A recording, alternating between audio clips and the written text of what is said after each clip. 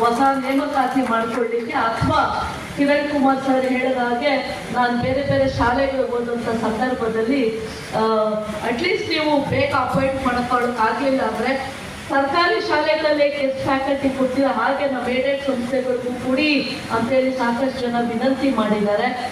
ಅಂತ ಒಂದು ವ್ಯವಸ್ಥೆ ಆದರೂ ಸರಿ, ಈ ರೀತಿಯಾದಂಥ ಪ್ರಮುಖವಾದಂಥ ವಿಷಯಗಳಿಗೆ ತಾವು ಒತ್ತು ಕೊಟ್ಟು ಅದನ್ನು ಸಮಸ್ಯೆನ ಬಗೆಹರಿಸ್ಕೊಟ್ರೆ ಖಂಡಿತ ಇನ್ನು ಮುಂದಕ್ಕೆ ಯಾವತ್ತೂ ಕೂಡ ಶಿಕ್ಷಕರು ಕಾಂಗ್ರೆಸ್ ಪಕ್ಷದ ಜೊತೆಯಲ್ಲಿ ಉಳಿತಾರೆ ಅನ್ನುವಂಥ ವಿಶ್ವಾಸವನ್ನು ನಾನು ಈ ಸಂದರ್ಭದಲ್ಲಿ ಹೇಳಲಿಕ್ಕೆ ಇಷ್ಟಪಡ್ತೇನೆ.